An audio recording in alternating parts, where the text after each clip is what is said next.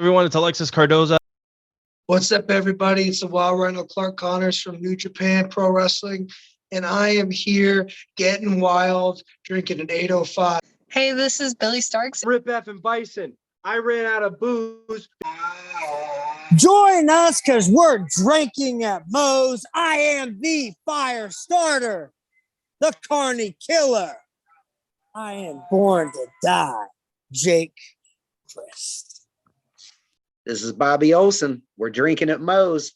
You better hit like and subscribe.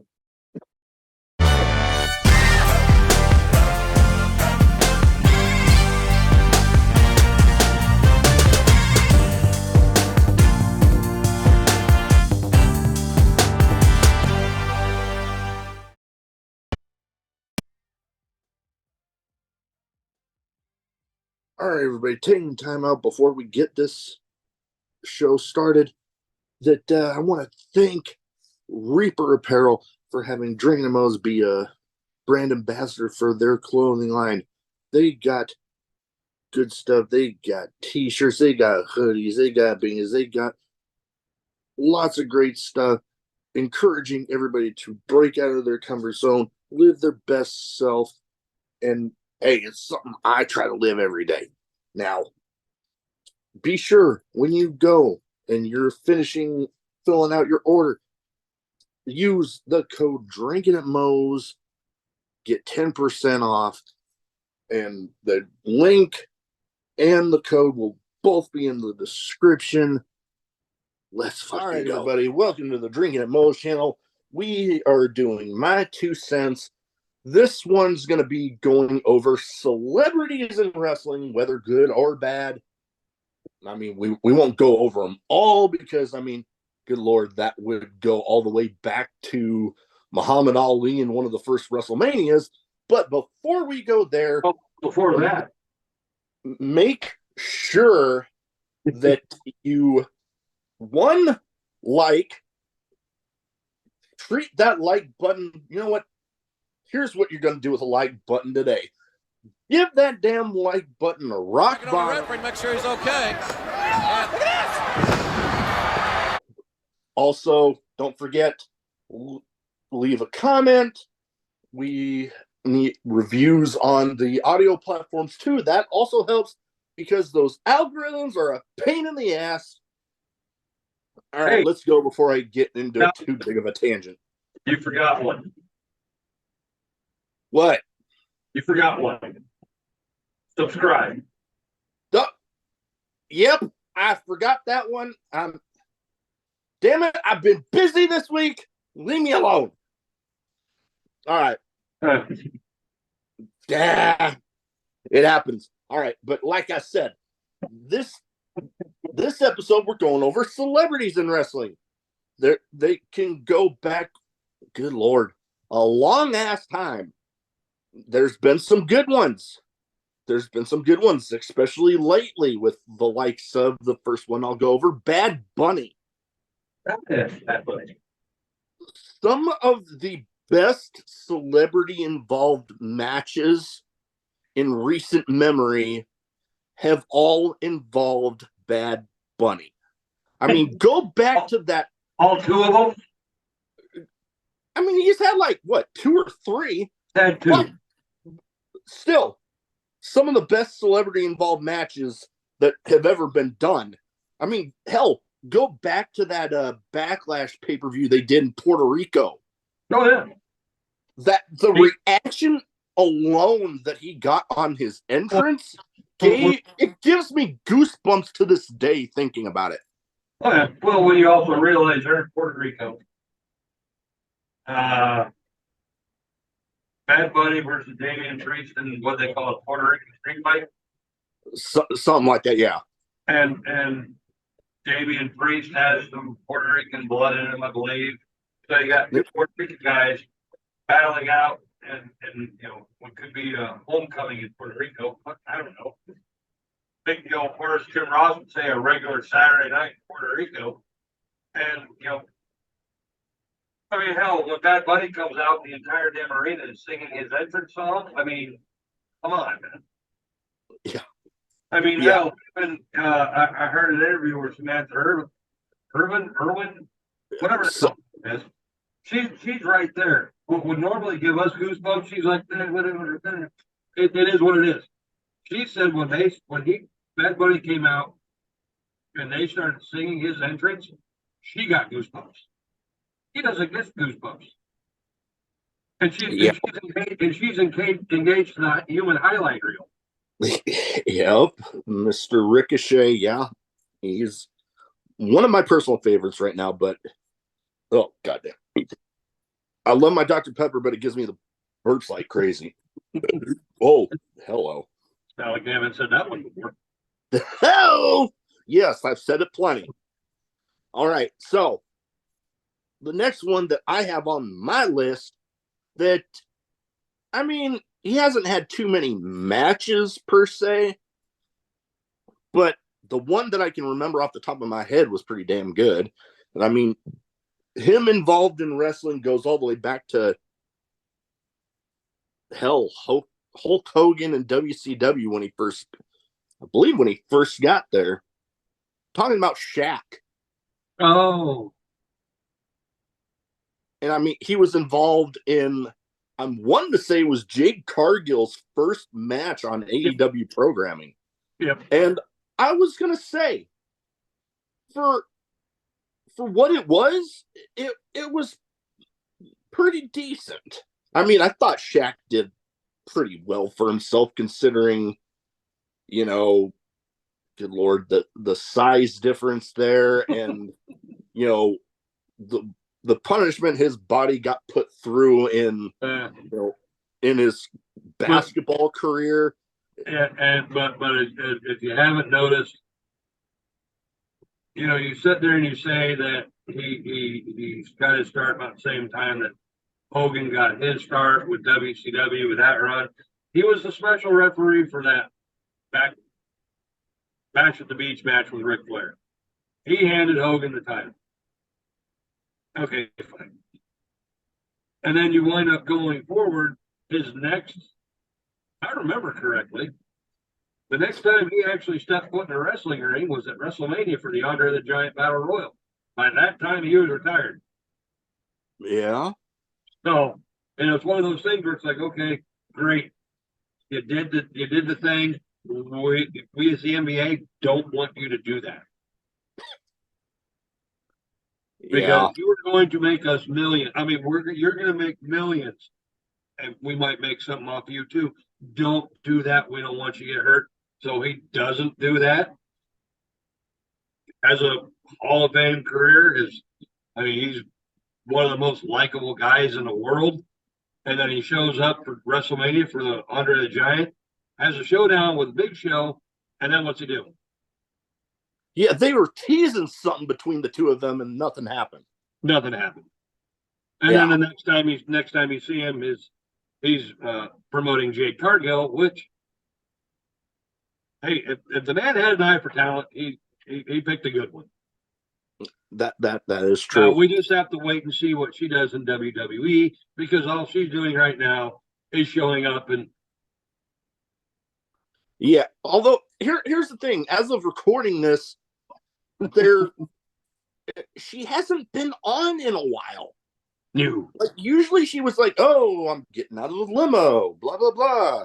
I'm getting out of the limo. I'm standing on the stage at the Performance Center. Hey, look at me.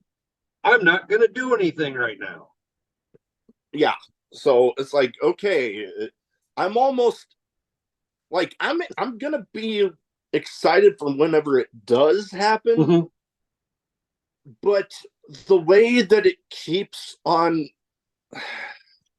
it's taking a little while. And I don't know if I'm being impatient, but it's almost getting on my nerves to the point that Veer Mahan in that whole Veer is coming thing where it was like every damn week for months upon months upon months. And it's like, I joked one time, Veer is coming someday, eventually. Well, and here's the interesting part of it. Remember when Jade lost the TNT title to Chris Statlander? TBS. the rumor came out that she was looking to take time off to be with family. I can completely understand that because hell, she went what, 56-0? Yep. You know, undefeated, hell of a homegrown talent. Hell of a homegrown talent. Yeah. But then she winds up coming back, has one more match, and then leaves. If you're going to sit there and tell everyone you're leaving, or you're just going to take time off and we're not sure what we're going to do, why are you coming back for one more match? Why are you coming back for that blow off? Why are you coming back for the rematch? Was it in your contract that you can have a rematch? Great. Take your time, come back. These people made you. And then you wind up, we talked about this during the releases. You sign with WWE while everyone else is getting kicked out the door. And what have you had to show for it? Now, rumor has it that the women's war games is going to 5 instead of the 4 that they currently have, and that Jade's going to be on one of those teams. That's the rumor and innuendo. Whether it happens or not, I don't know. I mean, kind of going a little off topic, but I had a thought here in regards to that because they're bringing back Randy Orton for the men's war games. Mhm. And I've been hearing other people talk that, you know, first match back after the injury that he had, Mhm. you can hide stuff a little more with all those people in there. Mhm. Now, maybe they're one, if the thing with Jade Cargill happens, goddamn. Sorry. Did you hear that? Yeah. Clap to me. All right. But with Jade Cargill, her first match on WWE television, maybe they're wondering how that's gonna go because, you know, the WWE system's different. Oh yeah. They same thing with Randy Orton. You can hide, you know, a little some of the shortcomings that might come up with all those people in there. So is it going to happen? Who knows? Who knows? But I can see that. All right. Now, Wait, what were we talking about again? Oh, celebrities. Celebrities in wrestling, yes. But we get on tangents every once in a while. It happens. All right. The next one that I wanted to talk about, and you know, on paper, the match that he had could have been a complete dumpster fire. And maybe it was his opponent that carried most of it. But the two of them ended up having one hell of an entertaining match. I'm talking about Johnny Knoxville and Sami Zayn. Oh, okay. You know what? Honestly, I completely forgot about Knoxville. Completely forgot about it. But yeah, I love Jackass. How did I forget about Knoxville? Oh, wait. Everyone else forgot about Knoxville, too. Never mind. but yeah, like I said, that match looked like I remember in the lead up to Wrestle Mania, yeah, they were having some kind of entertaining segments together. I was actually I actually went to a SmackDown taping one time during the build up to all that. Mm-hmm.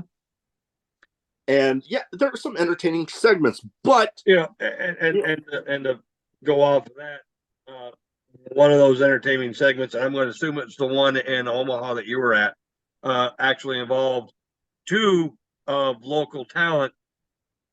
Yep. Omaha. Yep. Oh. Yep. I was like, it took me a second, but then I recognized them when I saw some Mm-hmm. close-up pictures. I was like, hey. But yeah.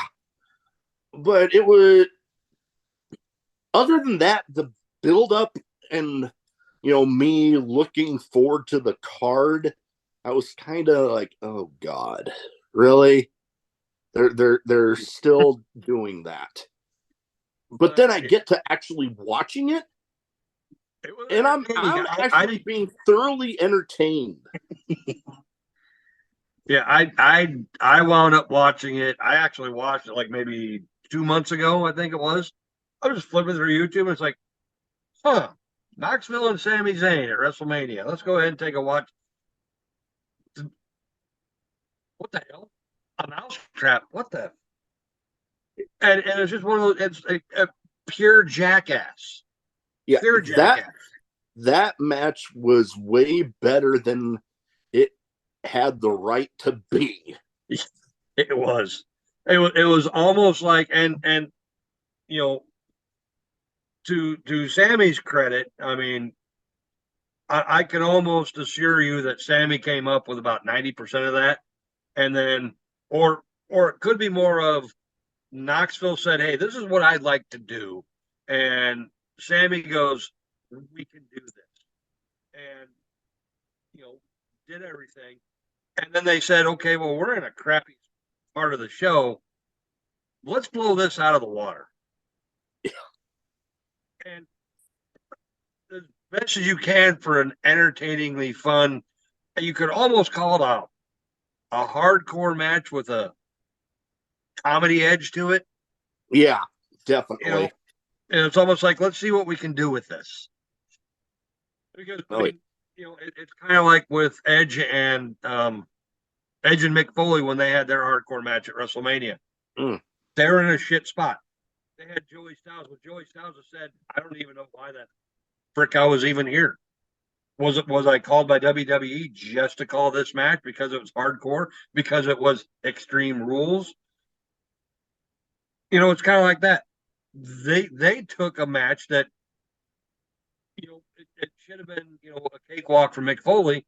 Edge turned it around and made it into it was one of the more talked about WrestleMania matches in recent memory. Sami Zayn and Johnny Knoxville did the exact same thing. Very, very true. Without barbed wire, thumbtacks, or flaming tables. Although that would have been something. They just did it with oversized mousetraps, bowling balls, and Wee Man. Yeah. And if you can get Wee Man in a wrestling match, by God, bless your heart. Yeah. But yeah, no, a flaming table would have been nice. But I mean, hey, well, it was good. It was good. All right, now I'm going a little bit further back on this next one, but his match was actually against one of my personal all-time favorites. I'm talking about Bam Bam Bigelow. Oh, Bam Bam and Lawrence Taylor. Yep, we're gonna beat Lawrence Taylor. See, here's the thing about that. All you got to do is say Bam Bam Bigelow, and most people will say Lawrence Taylor. Yep, that's why I put it on here. Now, if you want to talk about someone carrying a match, Bam Bam's not the most technically sound guy in the world, but you could tell watching that match that it went. Oh God, how long did it go? 10 minutes, 12 minutes? It wasn't extremely long, but yeah. It wasn't long. But you could tell Lawrence Taylor was gassed halfway through the damn thing. Yeah, you could definitely tell. You could tell that. How do I word this? He wasn't ready. You can usually tell when someone's ready. There's some other people that we've talked about that that we can talk about or will talk about or already have talked about. When they step in the ring, you can I look at their feet. If they're stumbling around like they just learning how to walk, they're probably not ready. Lawrence Taylor, halfway through that match, stumbled all over the place. It was like, okay, whoever's going to win this match is just, I don't know. And then for Bam Bam to put over Lawrence Taylor, which they probably had to. Probably. But no, actually, now that I think about it, it was the start of his downfall from the whatever stable he was in. Oh, the $1 million corporation. Yeah. It was part of Ted DiBiase's. It was part of his downfall and face turn from that because, I don't want losers. You got Nikolai Volkov, who should have retired 20 years ago. Yeah. and you don't want losers. Okay, so anyway, Now, the next person, did I just go on a rant? I'm sorry. but maybe a little bit. I mean, not as long as one that. Well, But we Anyway. won't go there. We won't go there. But the next person that I was wanting to talk about, I have mixed about this guy. In the ring, yeah, he's been catching on. He seems to take it seriously. So I will give him that. But this person is a shit human being outside of the ring, outside of the pro wrestling business. And the fact that he is currently holding a fucking title in WWE is fucking garbage when they have people that have been there full time for a lot longer that deserve it. Yeah, I'm talking about Logan Paul. yeah, I was waiting for this one. Do you have a rant? I think I kind of had a mini one right there. Like, good grief. The fact that, like I said, he seems to take it seriously. He seems to be catching on. He can put on an entertaining match. But like I said, I can't get past the fact that he is just a shit human being, and it just boggles me that they are putting so much behind this fucking douchebag. But no, seriously, how do you feel? I think I've made it fucking obvious. But here's the other thing. His brother, Jake, for a guy that considers himself a pro fighter, Mm-hmm. when it comes to professional wrestling, he does not know how to throw a working punch to save his fucking life. Are you talking about Logan? I'm talking about his brother. Oh, okay. I've never seen the professional boxer guy that, like, literally one time he came in to help Logan during a match, and good God, the punches he was trying to throw, it made me want to turn off the damn show. Did it look like one of the first AEW shows with the what they call them, with the Dark Order? Do you remember that? I mean, a big deal. When the Dark Order was, 20 items or less.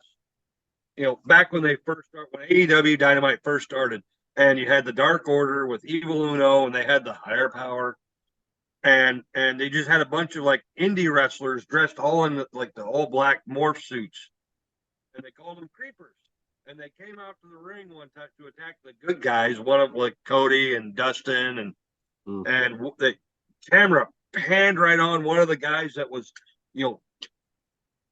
oh yeah, you know what? But you could see he was missing by that far. It's like, oh yeah, and in my head, I'm sitting there reading this guy's thoughts. Yeah, I got this. I'm on TV, but you're missing it. And guess what? If you didn't have a mask on, your career is done. So, when you say he couldn't pull a punch, that's what it reminds me of. Now, mind you, I haven't seen any of the Jake Paul stuff. I probably don't want to. I've never watched a match of his, a fight of his live. I've only ever seen clips. Now, as far as Logan Paul goes, yeah, he's got. I mean, for a dude that, if I remember correctly, he's only 8 matches, something like that. Yeah. So, 8 matches. He's been at 2 WrestleManias. He's main evented a Crown Jewel, for whatever that's worth. U.S. champion, which the only thing I can think of, the reason why they gave him, they put the title on him, is to help with the LWO storyline. Because I know I get it. They could have found a different way to do it, but Logan Paul was there, and if I remember, he did sit there and say that he's fully committed to wrestling. I give him that. Now, if you're fully committed to wrestling, Crown Jewel was 2 weeks ago, Something like that. something like that. Okay, so we're looking at 2 weeks. Where's Logan Paul been? Going to watch his brother fight. I'll wait. Oh, that's right. They had a vignette on the SmackDown after Crown Jewel where it's like he's gone all over the world. Well, that's fine. But you're the U.S. champion. You've already sat there and said, hey, I'm going to work. I'm retiring from boxing. I don't need that anymore. I'm a U.S. champ. I'm the U.S. champion. I'm fully committed. Okay, fine. Bring your ass to SmackDown. Bring your ass to Raw. Bring your ass somewhere, and prove that you are 100% committed to wrestling and not still working on your viral shit. I mean, hell. Excuse me. There's a YouTube channel that I follow. The guy's German gentleman, but he lives in California. Okay. I've actually started watching him because, well, I've spent a grand total of about 4 years in Germany. Half of the shit that he puts on there when he goes to Germany, I miss. So I get German sick. Well, that's beyond the point. So he was actually walking around Venice Beach. And this was, I believe, either the day before or day after, weekend before, weekend after Wrestle Mania, where Logan Paul took on Seth Rollins. And they went to the beach and they set up a table and they had Prime. I don't know what the deal is with this Prime. I don't understand it. I don't get it. If someone knows what the deal is with Prime, besides the fact that it's promoted by Logan Paul and whatever his little friend is, KSI, I guess is that what his name is? KSI? I don't fucking know. I don't pay attention. If someone knows what the fuck Prime is, please comment, because I don't know what the deal is. I think it's like an energy drink of some sorts. So you got that going for him. He's sitting there on Venice Beach or wherever the hell he is, selling, either giving it away or selling it. He's got a line halfway around the world for everyone that wants to go here. This dude's sitting there videotaping for his podcast, or not for his podcast, for his YouTube channel, and all of his security is coming up going, I'm sorry, sir, you can't record. You can't do that. And he's like, but it's private property. He's like, nope, Mr. Paul doesn't want you recording. And I'm sitting there thinking, well, that's a bunch of bullshit. Guess what? If it was me, I would have gone, all right, fine. Fuck him. And then leave. I would have recorded it as I'm walking away, or I would have been recording as they were telling me all that, and then walking away. Yeah, no, that would have been. But as far as talent, he's got some immense talent. I mean, hell, I wish he would change up his look from time to time. Other than that, I mean, and when I say talent, at this past Crown Jewel, there was a moment where I actually watched the match, and when I saw Rey Mysterio start going for this middle rope moonsault, that, and he wound up getting up and catching him, I started having flashbacks of an FMW show back in the 90s where Hayabusa broke his neck. Oh yeah. And although I got one thing on this situation. Everyone's like, "Oh, you saved Ray, you said no, you just happened to get up at the right time." And if you watch it in slow motion, as he's getting up, Ray just happens to land on his shoulder. But he's going to sit there and go, I saved Rey Mysterio. Here's the thing. I've seen a post where he talks about people giving him that praise for doing that. And here, the thing that really rubs me wrong. One, okay, before I get into that, he stated that he made a mistake But then he also throws Ray under the bus like it was partially his fault. I'm like, Yeah. no, if you're in the right damn spot, it wouldn't have fucking mattered Mm-hmm. if Ray was covering enough space. Fuck you. Remember what I told you earlier about the parental guidance? This might be the one. This one and the next one that we're going to record.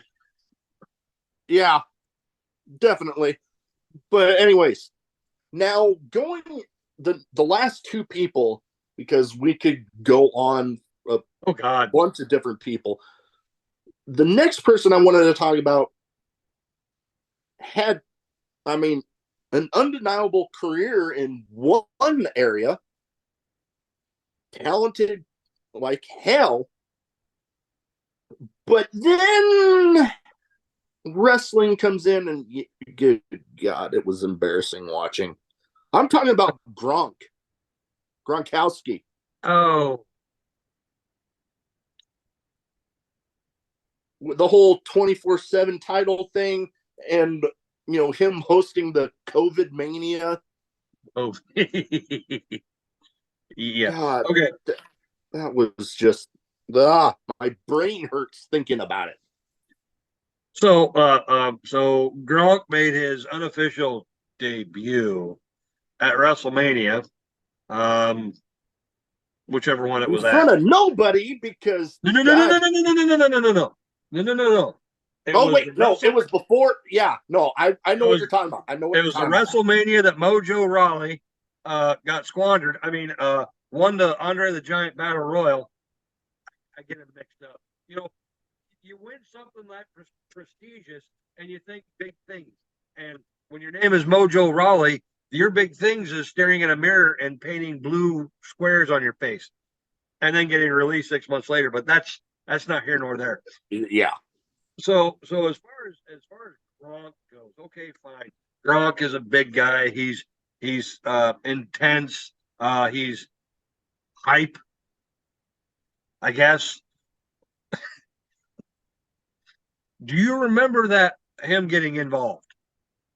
The security guard either forgot or didn't know that Gronk was supposed to get in here. Has his drink shoved in his face, which someone actually pointed out when Jinder Mahal took the drink, drank it, and then threw it at him. It actually landed on the barricade straight up. But that's not here nor there. That's pure luck. Gronk hops the railing, and then the security guard's holding him back, and he's sitting there going, but you could read his lips, but I'm supposed to be in there. And it had to take another person to come up going, let him go. And then he gets up there, and then he gets in a 3-point stance, which I know that tight ends, they can either be up or they can get down. And I'm looking at it going, it just looked weird. Yeah. It looked Yeah. weird. Hacksaw Jim Duggan could get in a 3-point stance, and I'd be like, oh, that dude's going to clobber somebody. Because all he did was just put his hand up, get down, do this thing with his foot, and then clothesline somebody. Gronkowski gets down there, and I'm sitting there thinking, are you squeezing lemons? What the fuck are you doing? And then he shoulder tackles Jinder Mahal, and Jinder Mahal sold the crap out of it. And then he gets tossed, and then everyone's like, oh, but other than that, and then yeah, you're right. He did host the COVID Mania, and that was Thank God nobody was there to witness him during that shit. Thank God. Fuck. Of course, he does have that. He is on that lineage for being a 24/7 champion, along with everybody else. Yeah, along with half the fucking roster. It's almost as bad as being a former. And here's a championship name that comes out of the past. I've recently reheard about this. The DDT Pro. Oh, Iron Man Heavy Metalweight Championship, which is basically has been going on for 20 years, and it's basically a 24/7 champion for the DDT Pro promotion in Japan. The reason I bring this up is because apparently during a match 2 weeks ago, somebody laid the NWA. Was it the NWA or was it the New Japan Junior Heavyweight Championship belt on top of the DDT Pro, and the referee counted 3. Oh yeah, there's been some wacky ones. Yeah, And they I saw this on Facebook that this is the first time that a championship belt has been a champion. Who would have thunk it? Oh wait, this is the same people that made a blow up dollar champion. So yeah. All right, now last but not enough of least here, this next celebrity, let's just say, going from somebody that was talented in one area but not so much wrestling to somebody that has absolutely no talent whatsoever. are we talking about someone from Omaha? No, Oh, no, my bad. I'm talking about Snooki from Jersey Shore.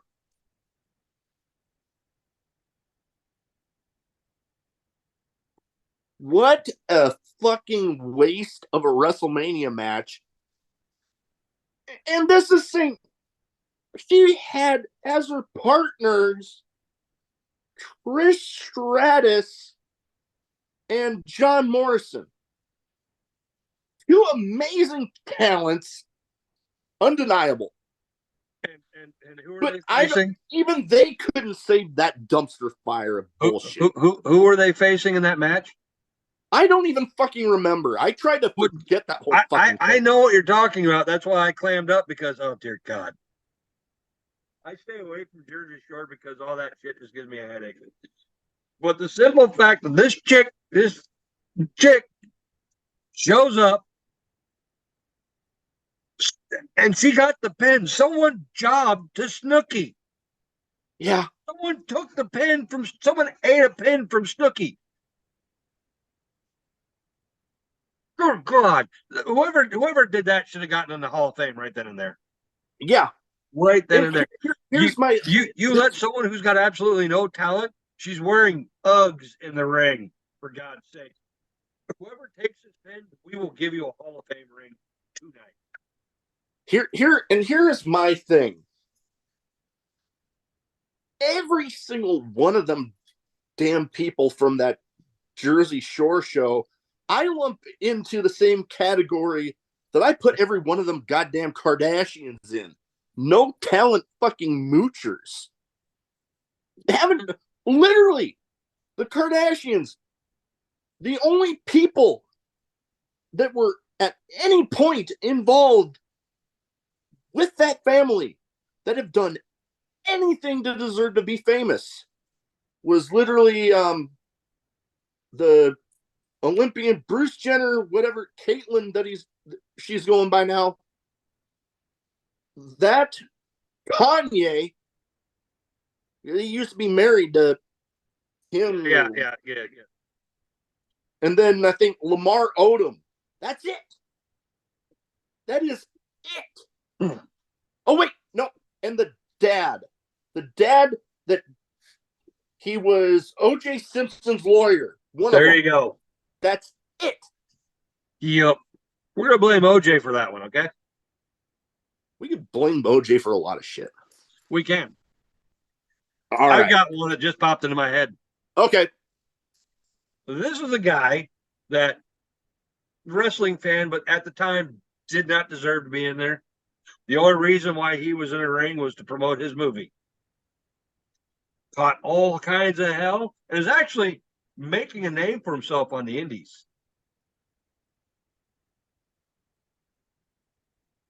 David Arquette. There you go. Hey, you know what? I will die on this hill. Him winning the WCW title and Logan Paul winning the United States title, same fucking bullshit. Well, here's the difference with that. David Arquette was promoting Okay, the first thing that came to my mind was the greatest wrestling movie of all time. But if you've seen that 2-hour dumpster fire, yeah, that's bullshit. But he was promoting his movie, his Ready to Rumble. We'll leave it at that. He was promoting the movie. Logan Paul isn't promoting Jack and Squat. The only thing Logan Paul promotes is Prime, and that's only if one of his minions is parked out front row and he's at the ringside and he goes, "Hey, drink a Prime." And then you get it on camera. So you can put it on his YouTube channel. Other than that, now. Fuck him. Now. All right. Well, that is about has actually brought himself back and actually got into because of all the backlash that he has caught. The man almost died 2 years ago, for God's sakes. Oh, yeah, that Nick Gage match, yeah. All right. Well, that's all we have for. Yep, that's all we got for this one. Thank God. Oh, God, we could go on forever. But, all right. Hey, Drew Carey was in the Royal Rumble. But yeah. All right. That's it. Let's go. Let's go. If I can get the fucking button.